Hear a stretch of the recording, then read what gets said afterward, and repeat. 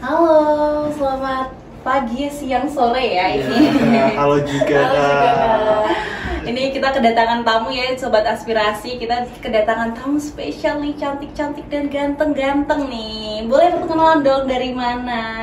Oke, mungkin dari aku sendiri. Perkenalkan, aku Rizky Lusen dari Kabupaten Lamongan dan sekarang di kuliah di Universitas Brawijaya Fakultas Peternakan. Oke, yang kakak cantiknya ini? Oke, halo, perkenalkan nama aku Nadine Salsabila Putri, biasa dipanggil Nadine, usia saat ini 23 tahun dan sedang menempuh pendidikan di Universitas Terbuka jurusan Ilmu Komunikasi. Wow, ini kakak-kakak ganteng cantik ini di sini sebagai Miss and Mister Tourism and Culture Jawa Timur 2024 ya. Wow.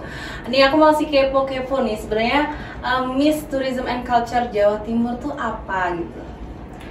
Ini dari Kak Nadine.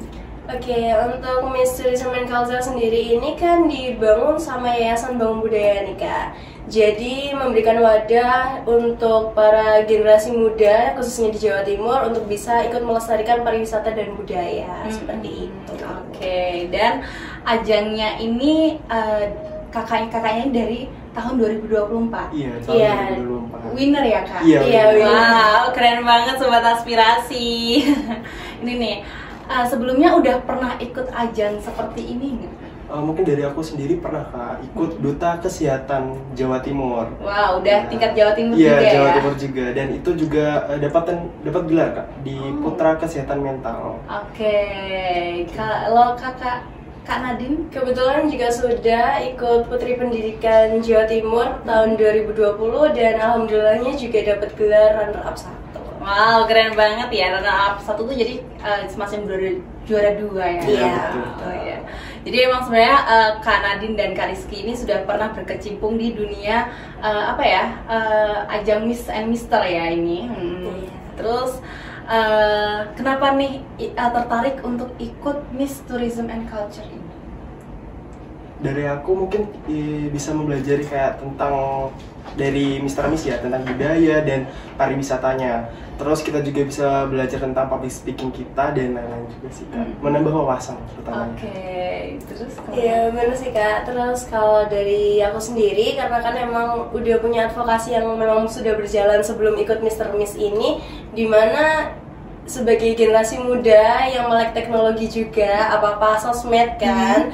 Jadi menggunakan media sosial ini sebagai salah satu senjata utama yang digunakan untuk menyebarkan tentang pariwisata dan budaya. Jadi menggunakan platform media sosial pribadi buat bikin konten nih tentang budaya, tentang pariwisata. Karena kan anak-anak sekarang kan untuk mengenal budaya dan pariwisata tuh agak menurun ya Kak. Karena kebanyakan yang berwisata dan mempelajari budaya kita tuh malah dari orang asing, jadi turis-turis kayak gitu.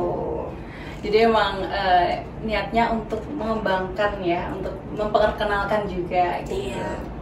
Terus nih dari tadi kan kita udah ngomongin kenapa ikut ini gitu ya. Terus ketika sudah terpilih, ketika sudah menjabat ya sekarang, jadi sudah menjabat nih, apakah ada tanggung jawab, apa sih tanggung jawab kepada masyarakat atau kepada anak muda ya, tanggung jawab sebagai Miss Tourism and Culture? Tentunya kalau dari saya sendiri itu kita harus melaksanakan advokasi kita Kak. Terutama advokasi saya sendiri, kita lebih mempelajari tentang kebudayaan di pedalaman atau mewariskan dari nenek moyang kita, dimana anak muda zaman sekarang kan udah lebih ke kayak K-pop dan lain-lain ya kan, betul sekali itu.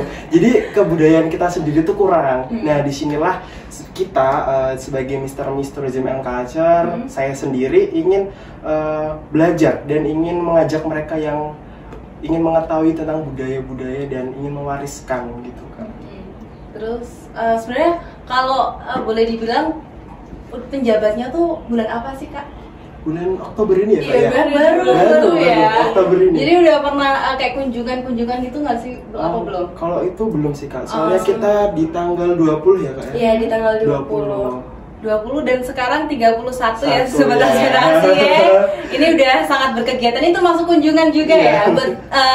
Mungkin Sobat Aspirasi yang emang juga apa ya, juga mendidik ya, mensosialisasi lah kepada kayak khalayak umum gitu ya, kesini juga mau mengedukasi bahwa emang sebenarnya budaya di Jawa Timur tuh banyak loh, dan banyak apa ya, pariwisatanya juga banyak banget.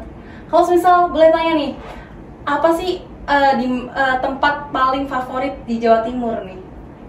Apa ya, tempat pariwisata paling favorit di Jawa Timur sampai detik ini tuh masih Bromo, Kak. Oh iya, masih Bromo.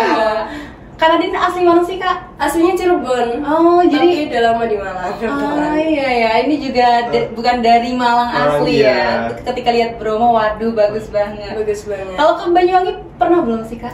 Kalau Banyuwangi ke Jawatan pastinya. Oh, kalau saya sendiri belum ya, Kak ya. Iya, kayaknya aku tuh kapan dulu tuh pengen apa ya, ada rencana buat ke Banyuwangi gitu loh. Soalnya itu menurutku adalah surganya Jawa Timur ya, kayaknya tuh banyak banget alam yang bagus kan di Banyuwangi gitu ya. Semoga nih Sobat Aspirasi mungkin ada tempat favorit di Jawa Timur, boleh langsung aja komen ya. Soalnya emang di Jawa Timur banyak banget ya, Kak, tempat wisata ya. Iya, wisata dan budayanya ya.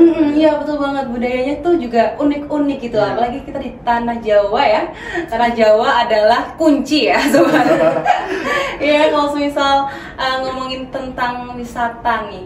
Tapi kalau itu kan Bromo kan yang emang favorit ya. Ada nggak sih wishlist mau nih visit ke sini gitu, wisata? Apa ya, Kak ya? Apa ya? Kalau wisata selain Banyuwangi kayaknya masih belum ada sih, Kak. Kalau ke Banyuwangi pengen di mana, Kak?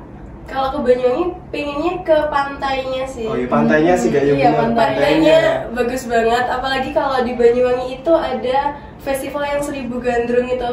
Oh. Itu bener-bener pingin ke sana. Wow, aku juga baru tahu itu festival apa, 1000 Gandrung ya? Iya, jadi penari gandrung. Iya. Oh, wow. Kalau Kak Rizky nih, apa wishlist yang pengen banget ke sana? Waduh, kalau aku apa ya, Kak ya, masih bingung juga sih. Cuman dari teman-teman yang lain, dari peserta itu mereka ngajaknya Kawah Ijen. Oh, Kawah Ijen. Yeah. Kawah Ijen tuh masuknya di kota mana ya? Banyuwangi juga. Daerah Banyuwangi. Iya, di daerah Banyuwangi sana ya.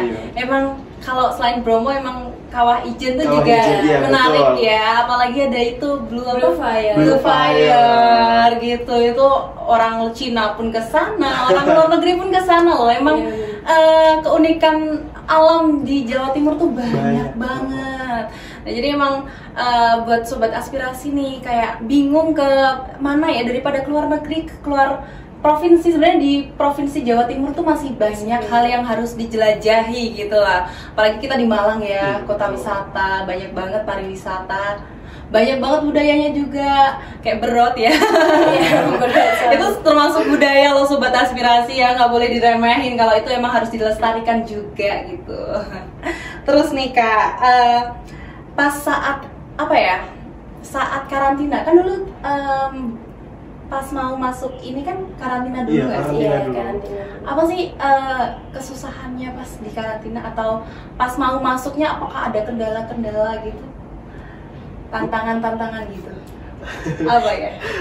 Mungkin dari aku ya, Kak, karantina kita itu selama ada 4 prakarantinanya ada 4 kali itu online, kita via Zoom. Mungkin dari kendala aku sinyal ya, Kak ya. Itu sinyal yang mungkin kendala aku dan susah buat kayak memahami materi yang diberikan. Tapi alhamdulillahnya saya mengerti. Alhamdulillah. Kalau Kak Nadine-nya? Kalau saya sih lebih ke kayak, kalau cewek kan moodnya ya kayak kadang naik turun, terus kadang nggak bisa ke distract dikit kayak gitu. Terus kayak lihat teman-teman yang lain dengan pasti para peserta itu udah menyiapkan dirinya dengan baik gitu. Itu biasanya jadi tantangan juga sih buat kita meyakinkan diri kalau memang bisa untuk menjadi lebih dari peserta lainnya gitu. Kalau boleh tahu dari pesertanya tuh dari mana aja sih? Emang dari seluruh Jawa Timur ya, Kak? Ada yang dari Jawa Tengah juga loh, Kak. Oh ya, karena tapi stay di Jawa Timur. Betul, Jadi di Jawa. emang nggak harus asli warga Iya betul. Jawa Timur, tapi yang penting stay di Jawa Iya, Timur. domisili Jawa Timur. Oke, ternyata begitu ya. Aku bisa dong ikut. Tapi aku juga Jawa Timur sih. Bisa Kak ikut ya. Nanti tahun depan ketemu kita. Iya. Ini jadi dibukanya tiap tahun ya? Iya Iya, betul. tiap tahun. Oke, jadi menjabatnya per tiap tahun. Iya, per tiap Oke, tahun. soalnya kan ada yang 3 tahun sekali, 2 tahun sekali gitu ya. Iya, ada beberapa duta memang ada seperti itu. Suka duka jadi duta tuh gimana sih Kak? Suka dukanya banyak sih Kak. Gimana kayak apakah emang aku kan biasanya temanku beberapa duta ya, jadi kadang tuh aku lihat mereka tuh karantina terus kayak latihan modeling juga Iya, ya. betul. Apalagi karena Miss pariwisata kan biasanya harus emang yang pakem, kayak harus jalan tuh harus bener-bener yang kayak cantik gitu. Itu apakah susah banget nggak sih Kak? Kalau untuk masalah latihan jalan dan sebagainya, kalau untuk aku pribadi sih nggak susah ya Kak, karena emang dari kecil juga udah ikut modeling gitu. Pro guys. Untuk dukanya sih kalau untuk masa karantina ya Kak, itu kadang kita di interview aja mulai jam 12 malam, terus tidurnya kadang jam 3 pagi, terus jam 5 udah harus bangun lagi, udah harus make up lagi. Terus yang paling pegel juga cewek ya, pakai heels terus kayak gitu. Jadi emang sebenarnya kalau semisal modelingnya nggak apa-apa, cuma emang iya ya capek banget ya. Biasanya bisa hari H tuh sakit, pernah nggak Kak? Kayak semisal ada acara hari H sakit gitu. Kebetulan kemarin waktu grand final lagi sakit sih Kak.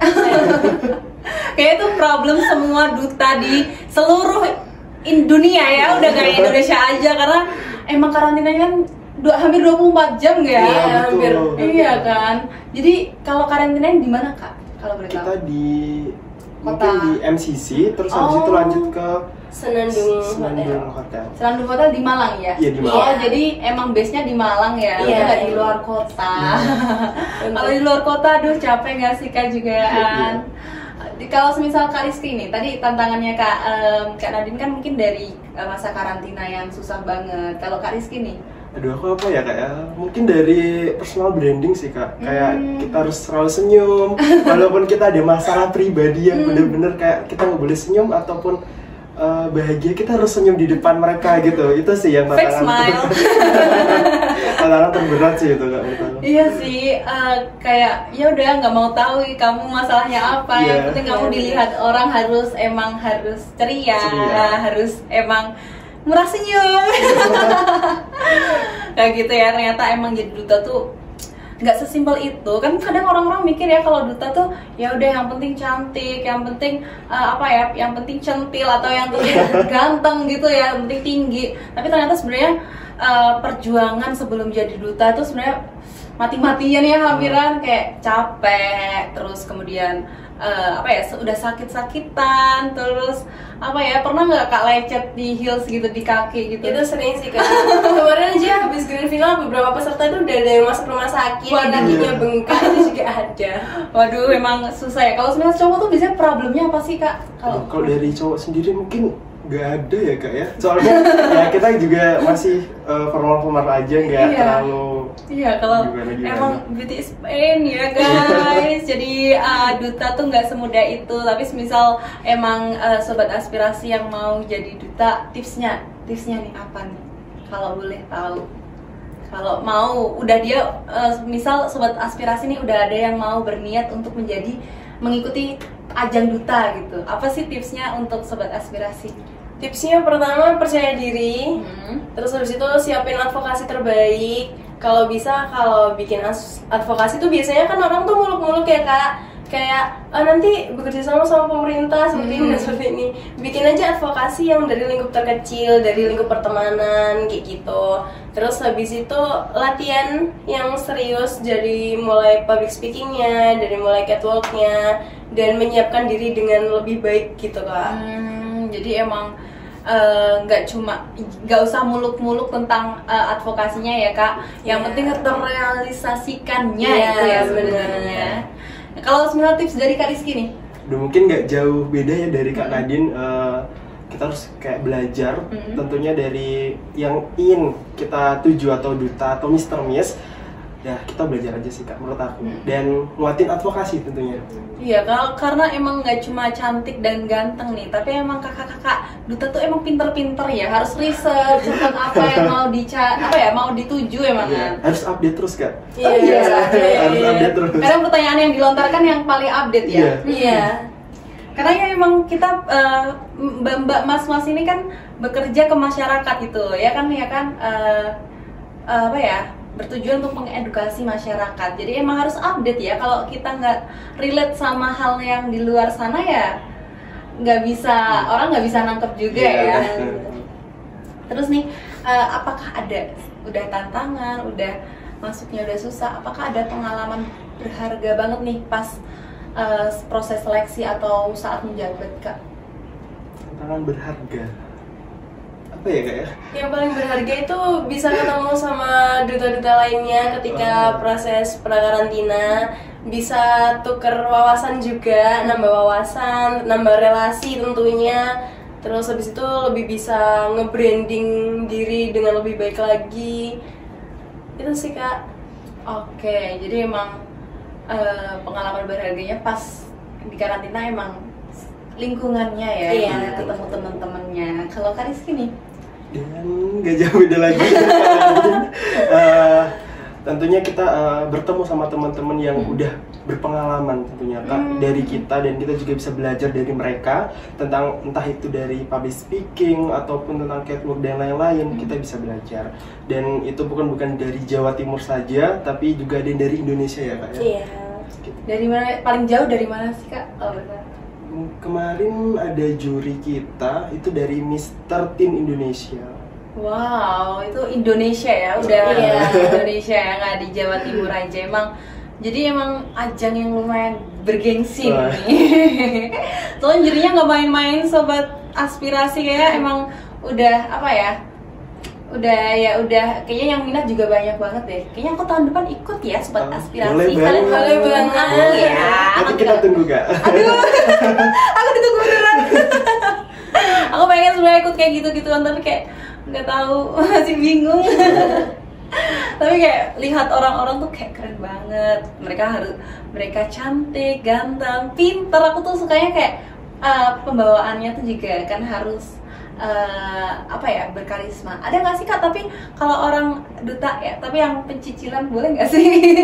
Mestinya ada Kak. Mestinya ada sih Kak. Setiap ajang mesti ada Kak. Yang paling cocok ajang buat orang sepecicilan aku nih apa ya?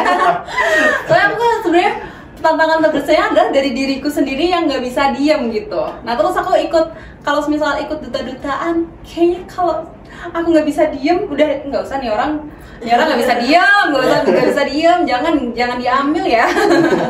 Aku takutnya gitu, tapi emang ternyata harus emang juga jaga attitude juga ya Kak, emang kan. Iya betul. Ya semoga aku ikut ya guys, doain ya. Nah terus nih kita udah ngobrolin banyak banget, aku udah dapat insight banyak banget dari Kak Rizky dan Kak Nadine. Apa ada nggak sih Kak kayak pesan-kesan kayak buat anak muda di luar sana yang nggak aware sama budaya dan pariwisata di Indonesia, tentunya tepatnya di Jawa Timur ini? Ada nggak sih Kak, boleh disampaikan kayak kan banyak nih ya Kak, kayak orang muda kayak Gen Z gitu. Maksudnya ya sekarang alhamdulillah menurutku udah banyak yang aware kalau pariwisata Indonesia tuh masih banyak yang bagus gitu. Apalagi adanya TikTok gitu ya. Iya. Kita kan orangnya FOMO ya. Kalau misal di TikTok bagus, kita mah ikut-ikut aja. Tapi kayaknya masih ada deh Kak, kayak orang yang underestimate pariwisata dan budaya. Sebenarnya kalau pariwisata aku kira masih cukup yang masih aware kalau pariwisata itu penting. Tapi kalau budaya ini Kak, menurutku tuh ini ya pandanganku ya, kalau budaya anak muda menanggapi budaya Indonesia tuh sekarang banyak tau yang masih underestimate gitu budaya Indonesia, atau lebih tepatnya Jawa Timur gitu ya. Menurut Kakak gimana sih pendapatnya? Kayak apakah ada harusnya apa yang dilakukan pemerintah atau apa yang harus dilakukan kita ini loh Kak yang masih aware? Oke.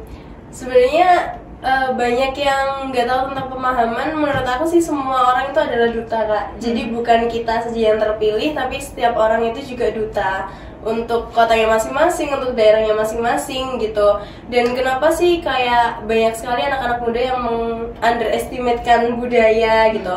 Makanya banyak juga kan budaya kita yang diakui oleh orang luar. Karena memang kita sebagai generasi mudanya nggak bisa mempertahankan budaya seperti itu gitu kan. Yang paling gampang aja deh Kak, budaya itu kan nggak cuman sekedar tari-tarian, makanan, tapi kan juga ada kayak budaya warisan tak benda kayak batik. Kebanyakan anak-anak sekarang kan OOTD-an toh. Nah, itu kan banyak juga yang pakai obi batik gitu. Terus habis itu pakai tas-tas yang ada motif batiknya. Nah, sebenarnya itu juga salah satu cara supaya kita sebagai generasi muda juga tetap bisa terus melestarikan budaya gitu. Jadi lewat OOTD itu juga bisa. Terus habis itu memanfaatkan media sosial itu juga penting gitu. Gimana caranya kita bikin suatu konten yang menarik tentang budaya nih, kayak tarian atau memberat kan sekarang banyaknya juga yang menilai itu negatif ya Kak. Karena memang banyak yang melakukan pelecehan terhadap budaya. Itu juga yang sering dilakukan sama anak sekarang. Misalnya di acara berat kan, selesai berat itu kan banyak yang mabuk, katanya bikin kerusuhan kayak gitu. Nah, gimana caranya kita, itu kan sebuah tabiat ya Kak, sebenarnya nggak bisa yang langsung diberhentikan. Tapi gimana caranya kita sebagai generasi muda itu cari konten yang positifnya aja. Berat itu juga bagus loh, ini buat memperkenalkan budaya kita kayak gitu. Jadi cari positifnya aja, dan supaya apa, supaya negatif itu juga bisa tertutupi kayak gitu. Jadi emang kita cari yang positifnya aja. Emang harusnya kita memanfaatkan media sosial, tapi kadang ada yang juga memanfaatkan yang dalam kutip negatif ya, kayak ketika kita men-share nge-upload budaya yang bener-bener budaya Indonesia yang asli, tapi ternyata hate comment-nya juga banyak, kok gini sih, padahal itu adalah budaya kita ya. Terus aku tadi mau nanya nih, kan katanya batik ya. Nah, menurut kalian nih ya, semisal kita tuh emang harusnya tahu nggak sih arti batik? Kan batiknya sebenarnya banyak banget ya, sejarah batik. Apa kita nggak usah tahu sedalam itu, yang penting kita ikut memakai memodifikasi ke baju, atau ya kita harus cari originalnya gitu. Kan banyak ya sekarang kayak kebaya Korean lu. Kayak gitu. Pernah dikritik juga tuh Kak. Nah, itu kan maksudnya mencampurkan budaya, itu tuh perlu atau harusnya emang kalau batik atau kebaya tuh emang harus gini gitu loh. Apa kita sebenarnya penggabungan budaya Indonesia sama luar negeri nih, itu tuh harusnya terjadi apa nggak sih Kak? Maksudnya itu berdampak negatif nggak sih? Oke, dari aku sendiri ya Kak ya, mungkin kalau misalnya kita memakai kebaya ataupun batik, menurut aku harus formal-formal aja, terus menyesuaikan di negara kita. Terutama negara kita tuh kayak tertutup ya Kak ya, nggak terbuka seperti negara.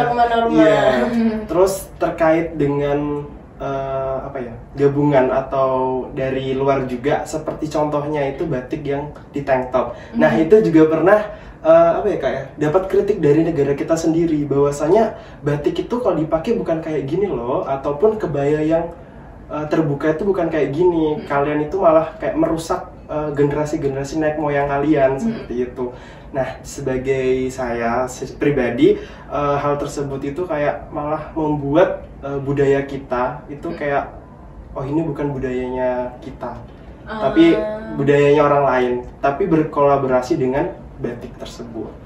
Jadi nggak apa-apa atau bermasalah? Bermasalah tentunya Kak. Tetapi kita juga tidak bisa untuk menghalang mereka yang punya ide-ide yang sangat luas. Tentunya kita juga harus mengiyakan juga, tetapi balik lagi budaya kita tertutup gitu. Semisal kalau di acara formal kita harusnya memakai batik atau kebaya sesuai aturan. Tapi semisal mungkin buat jalan atau main ya, mungkin kalau semisal pakai yang kayak obi bel dan segala macam, kayaknya is okay nggak sih Kak? Iya, masih baik-baik aja sih Kak. Sebenarnya kan memang ada dua sudut pandang, tidak membenarkan dan tidak menyalahkan juga sebenarnya. Jadi kayak banyak kan juga ada desainer-desainer muda sekarang yang memadu-padankan bajunya dengan batik kayak gitu. Tapi yang harus diketahui kan kebanyakan anak-anak sekarang tuh bilang kayak, ih batik kok harganya mahal banget ya, satu lembarnya berapa gitu, atau udah jadi kardigan itu bisa sampai 600.000 kayak gitu.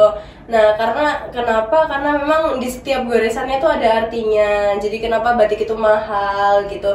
Jadi kayaknya generasi muda nih harus kunjungan deh kayak membatik gitu. Karena di beberapa kampus juga ada kan. Karena emang sesusah itu bikin batik gitu. Kalau semisal dijual murah kayak rasanya nggak adil aja nggak sih Kak? Kayak kita orang yang bikin tuh penuh perjuangan, penuh arti, penuh makna, tapi ternyata dihargain murah gitu kan nggak enak ya.